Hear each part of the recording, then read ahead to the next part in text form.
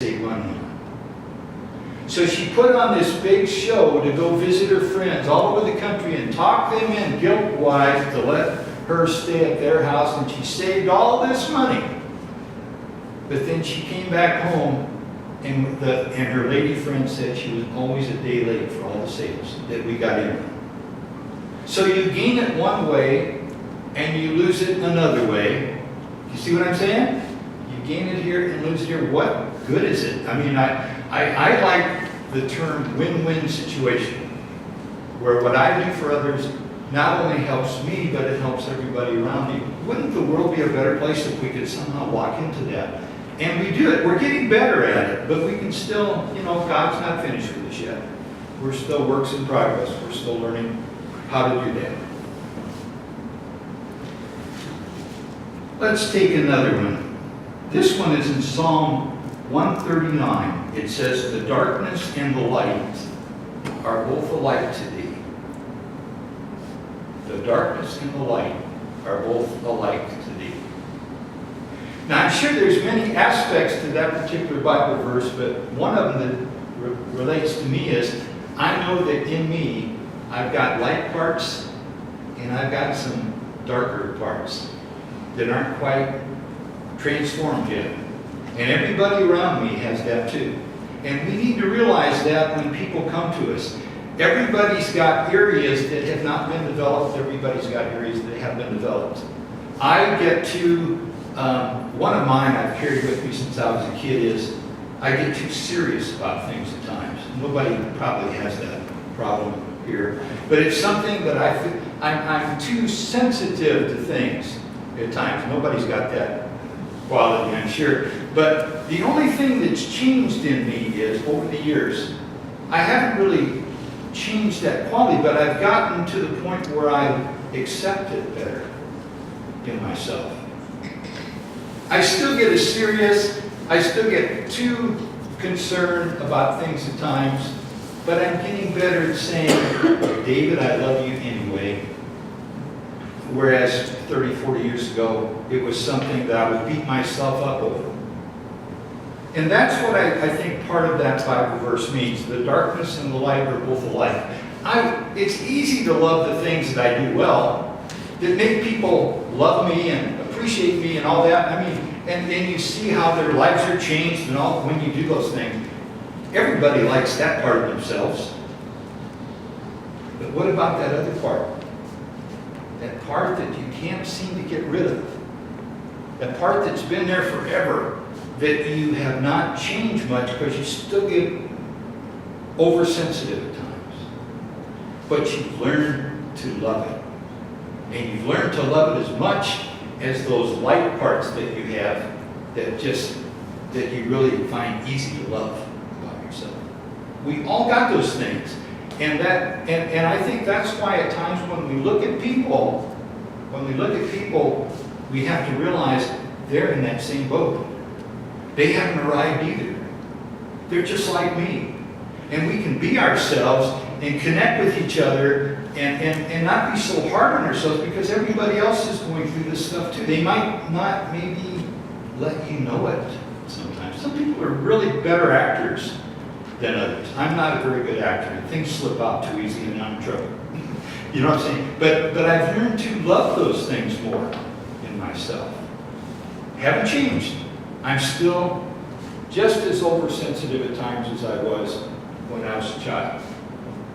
But I've learned to bring that dark part into the light and let it be there with all the other things that I find easy to love about myself. And the Fillmores, Charles and Myrtle Fillmore, were really good at that too. They really were. They were experts at it. How about this one? This is probably my favorite. It's from Isaiah, the Old Testament. Now, the Old Testament has got some wonderful lessons too. Jesus lived in the New Testament, but the Old Testament has some great words. And this one says, Isaiah chapter 55, "So shall my word be that goes forth out of my mouth. It shall not return to me void, but it shall do what I please, and it shall accomplish that for which I sent it." The power of the spoken word. That's right out of the Bible. That's not something Unity made up. As a matter of fact, the things you find that Unity believes are all out of the Bible. That's why I love it so much. They back it up with the Bible. Everything is from there. Now, one of the things that comes up when we try to deal with this Bible verse, there's some that we wish they'd just take out of the Bible.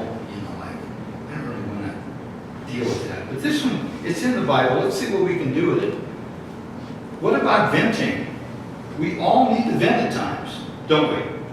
We talk about maybe somebody who's bothering us, who's getting on our nerves, and nobody's ever done that except me, right? No count, no one. Okay, good. But we need to do that at times. We need to talk about how people are bothering us, and we need to do it with somebody that we love and trust. And if they ask us what we want them to do, we can say, will you just listen to me now? You don't have to preach to me. You don't have to tell me what book to read. You don't have to tell me what oils to put on my body. You don't have to tell me who to go to for a massage or whatever. Just listen to me. Do you know what I'm saying? And then the person starts venting, and they start talking about what is bothering them. And I don't know if you've ever been in a sauna, but if you sit in a sauna for a few moments, you can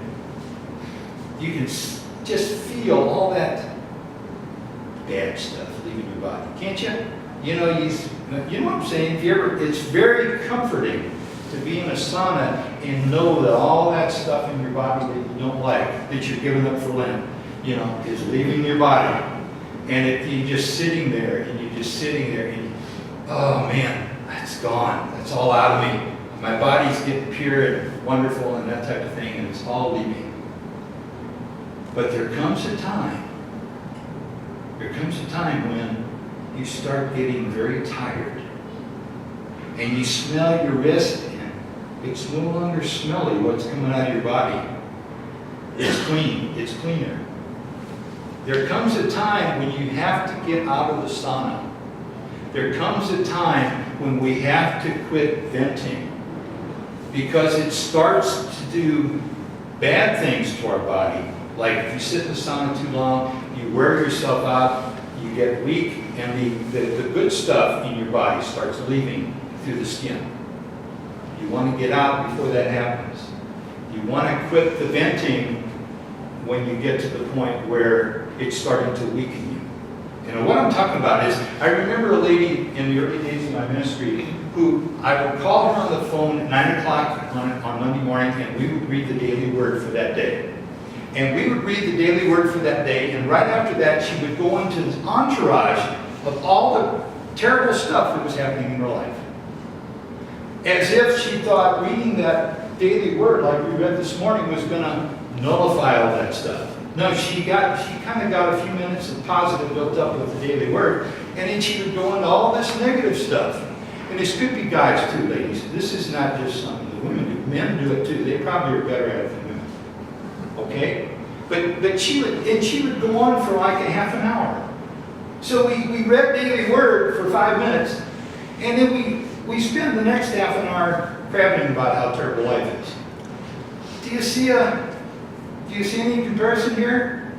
We've undone what we just did with the daily word by going into this entourage of all the things that are happening that are bad. And I remember the first time I talked with her, she got off the phone very tired. She said, I need to take a nap. And I said, yeah, that was a lot of work getting all that stuff out of your system.